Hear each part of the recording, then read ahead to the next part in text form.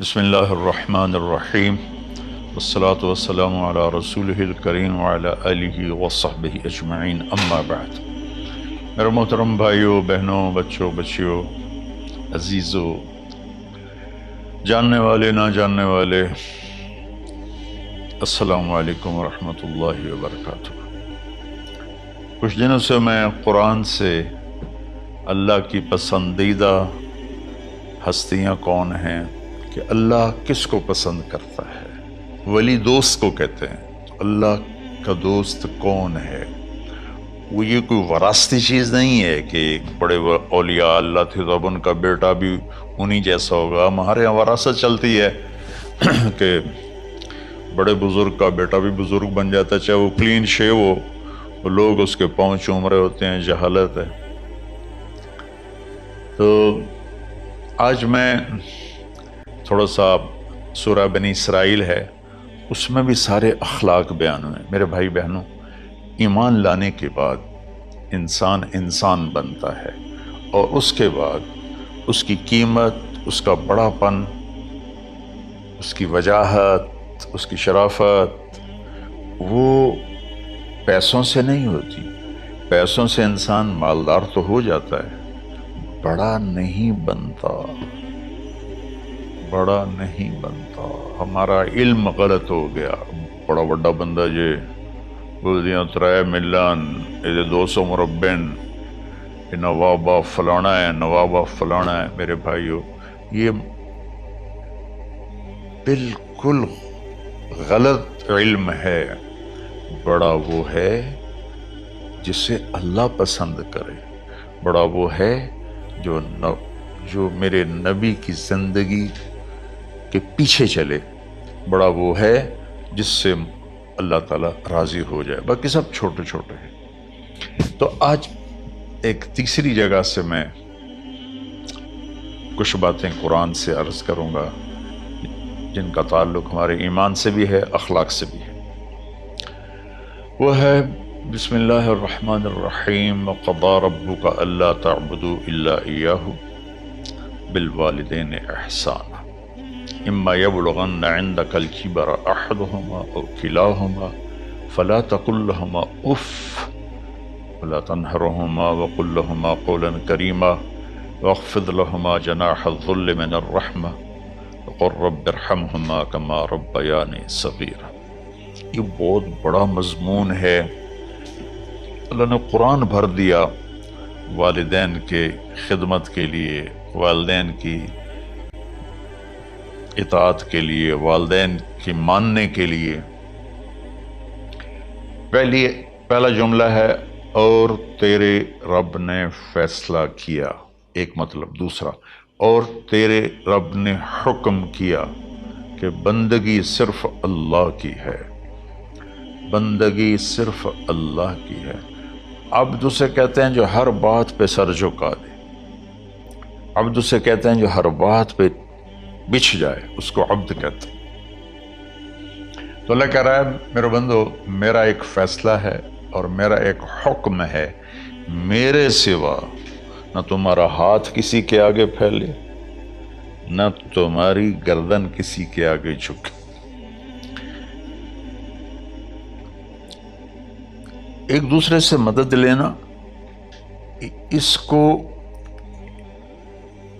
ایک دوسرے کی تعاونوں میں آ جاتا۔ تعاونوا علی البر والتقوی، ایک دوسرے کا ساتھ دو، ایک دوسرے کی مدد کرو۔ میرے نبی قرضہ اٹھاتے تھے۔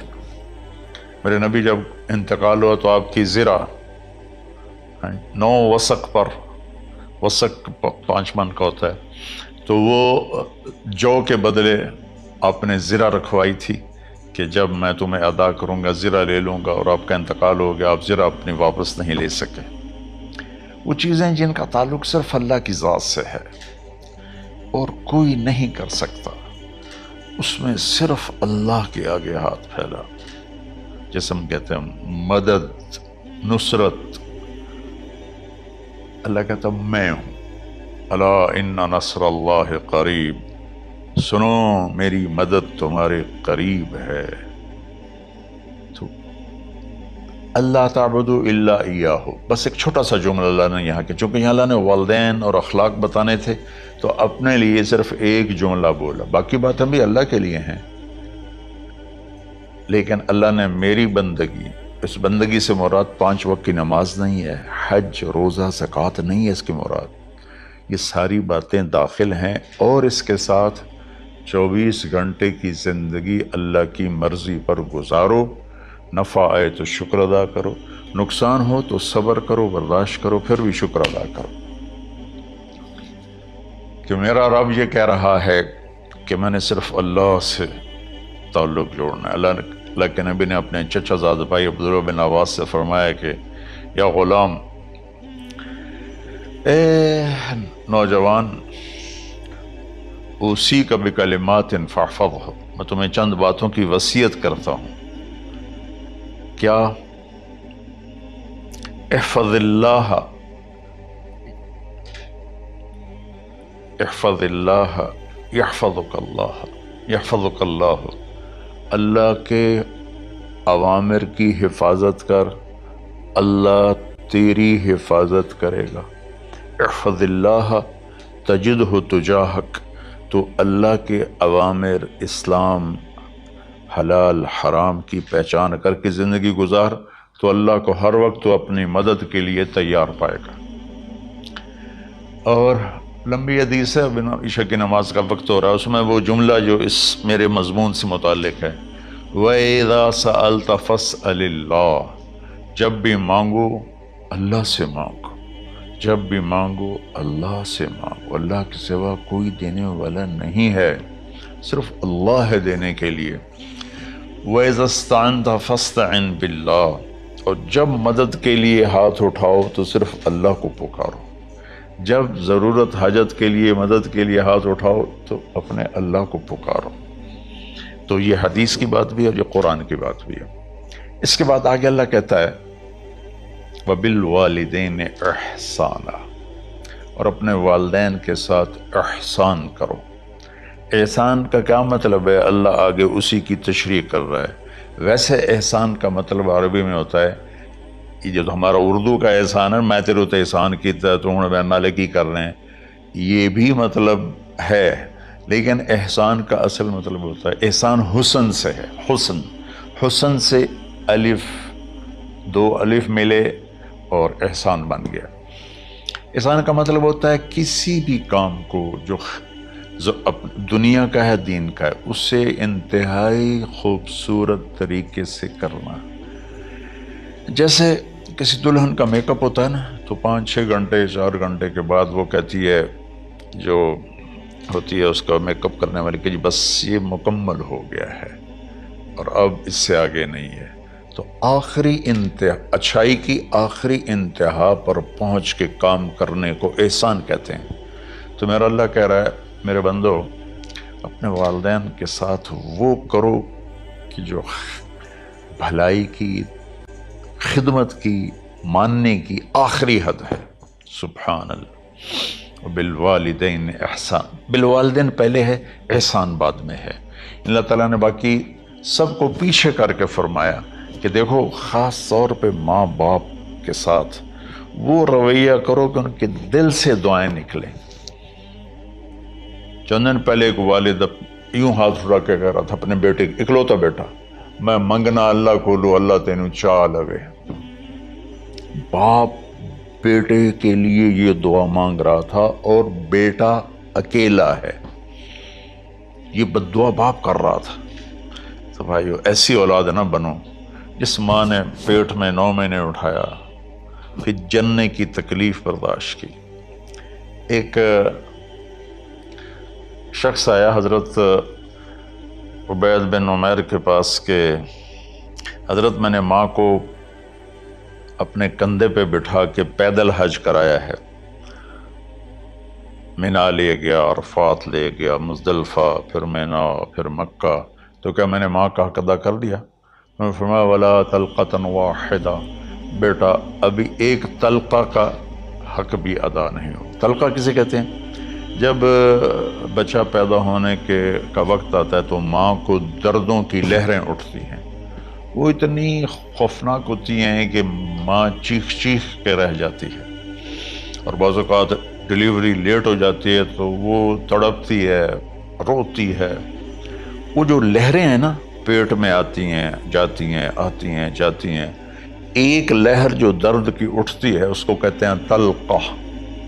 میں قربان جاؤں، انہوں نے فرمایا بیٹا ابھی تیری ماں نے جو تجھے جنا تھا اس وقت جو تجھے درد، تیری ماں نے درد کی لہریں برداشت کی تھی، اس میں سے ایک لہر کا بھی حق ادا نہیں ہوا، یعنی کہ حق ادا ہو ہی نہیں سکتا۔ یہ مطلب کہ حق ادا ہو ہی نہیں سکتا کہ بیٹا ابھی ایک کا بھی نہیں۔ پھر حضرت عبداللہ بن عمر سے ایک شخص نے پوچھا کہ اچھا یہ جو آدمی تھا یہ خراسان، یہ ایران میں ہے اور افغانستان میں، یہاں سے ماں کو پیدل کندھے پہ بٹھا کے مکے پہنچا تھا، اندازہ لگا اس نے کتنی مشقت اٹھائی۔ اور عبید اللہ بن عمیر کہتے ہیں بیٹا ابھی ایک لہر کا حق ادا نہیں ہوا۔ یہی سوال حضرت عبداللہ بن عمر سے کیا ایک شخص نے کہ حضرت میں نے اپنی ماں کو حج کرایا ہے، سارا میں نے پیدل کرایا ہے اور کندھے پہ اٹھا کے کرایا ہے، تو کیا میں نے ماں کا حق ادا کر دیا؟ وَلَا زَفْرَةً وَاحِدًا وَلَا زَفْرَةً وَاحِدًا۔ کہ بیٹا تیری ماں نے تجھے پالتے ہوئے جو تھک تھک کے لمبے لمبے سانس لیے، ہوکے بھرے، ابھی ایک ہوکے کا حق بھی ادا نہیں ہوا، یعنی حق ادا ہو ہی نہیں سکتا۔ تو احسان کے آگے تشریح آ رہی ہے۔ تو آج میں صرف اتنی بات کروں گا کہ میرے بھائیوں، میری بہنوں، میرے بچوں، میری بچیوں، اللہ کے واسطے ماں باپ کو دکھ نہ دینا ورنہ اللہ بھی ناراض ہو جائے گا۔ چند دن پہلے ایک بچہ بچی میرے پاس آئے، دونوں میڈیکل اسٹوڈنٹ تھے، کہیں کہ ہم شادی کرنا چاہتے ہیں۔ تو بچی نے کہا جی میرے والدین ناراض ہیں، وہ نہیں، اس رشتے پر راضی نہیں ہیں۔ تو میرے باپ کہتے ہیں اگر تو نے یہاں رشتہ کیا تو تیری میری ایک درمیان ایک خط آئے، کھچ جائے گا خلیج، ہم اس پار نہیں آئیں گے تو اس پار نہیں آئے گی۔ میں نے کہا بیٹی جس ماں نے تجھے 9 مہینے پیٹ میں پالا، 2 سال تجھے دودھ پلایا، تیری پوٹیاں پیشاب صاف کیا، تجھے پیمپر باندھے، تجھے اٹھ اٹھ کے راتوں کو اپنی چھاتی سے دودھ پلایا، کیا اب اس کا اتنا بھی حق نہیں کہ تم اس کی رائے کا احترام کرو؟ اتنا بھی حق نہیں ہے؟ تو میں نے کہا بیٹا میری کوئی رائے نہیں ہے، تو اگر تیرے ماں باپ راضی ہیں تو بسم اللہ ضرور کر، اگر راضی نہیں ہے تو دیکھو موت تک تجھے ماں باپ کی دعا نہیں ملے گی، اور ماں باپ کی دعا نہ ملی تو کچھ بھی نہیں ملے گا۔ تو بھائیو دوستو، خاص طور پر آج کے کالج کے نوجوان بچے بچیاں یہ ماں باپ کے ساتھ بہت بدتمیزی کرتے ہیں، چونکہ اس میں والدین کا پہلا قصور ہے کہ انہوں نے ان کو دین نہیں سکھایا۔ بچپن میں انگلش میڈیم سکول، پھر او لیول، پھر اے لیول، تو انہیں کیا پتہ ماں کون ہے باپ کون ہے۔ ایک پرانی بات ہے، ایک شخص اپنے بیٹے کو لے کر آیا کہ یہ میرا بچہ ہے اور یہ فلاں جگہ شادی کرنا چاہتا ہے اور ہم میں سے کسی کی رائے نہیں ہے اور یہ مانتا نہیں ہے، اور اس کے ساتھ اس نے دھاڑے مار کے رونا شروع کیا۔ تو میں نے بچے کو دیکھا تو یوں کر کے بیٹھا تھا، اس کا باپ رو رہا ہے، ہچ کیوں تو ایسے بیٹھا ہو۔ تو مجھے اچانک خیال آیا، میں نے کہا شیخ صاحب اس کو کہاں پڑھایا تھا؟ کہا جی امریکن اسکول۔ اس کے بعد آسٹریلیا بھیجا تھا مزید تعلیم کے لیے۔ کہ شیخ صاحب اس بچے کا کوئی قصور نہیں، آپ کا قصور ہے، اس کو تو پتہ ہی نہیں میری ماں کیا ہے میرا باپ کیا ہے۔ ایک ہماری تہذیب تھی وہ ختم ہو گئی ہے، اس میں علم نہیں بھی تھا تو ماں باپ کا۔ میں نے اپنی آنکھوں سے دیکھا، میں نے اپنے دادا کو دیکھا لیکن مجھے یاد نہیں، لیکن جو میرے دادا کے چھوٹے بھائی تھے ان کو میں سنبھلتا ہوں، ان کو میں نے دیکھا ہے، 3ری 4تھی جماعت تک میں تھا۔ 61 میں ان کا انتقال ہوا، میری 9 سال عمر تھی، تو 8 سال۔ ان کے بیٹے جوان تھے، اور ڈیرے میں جب وہ بیٹھتے تھے تو ان کے بچے ان کے سامنے نہیں بیٹھتے تھے، ان کی پیٹھ کے پیچھے بیٹھتے تھے۔ اتنا ادب، حالانکہ چاروں کے چاروں دین نہیں جانتے تھے، تہذیب تھی، ثقافت تھی، جو آج کی تہذیب نے ہم سے سب کچھ چھین لیا۔ اب بھی آپ جاؤ بیٹا تھر پارکر میں گیا ہوں 2-3 دفعہ، اور وہاں مسلمان نہیں، ہندو عورتیں جب گاڑی گزرتی ہے تو گھونگھٹ کو نیچے کر لیتی ہیں، اپنا چہرے کو فوراً چھپا لیتی ہیں۔ تو خیر بہرحال میں نے کہا شیخ صاحب اس بچے کا قصور نہیں، آپ کا قصور ہے۔ تو میرے بچوں، اپنے ماں باپ کو خوش کرو، راضی کرو۔ ان کا راضی ہونا اللہ کی رضا ہے۔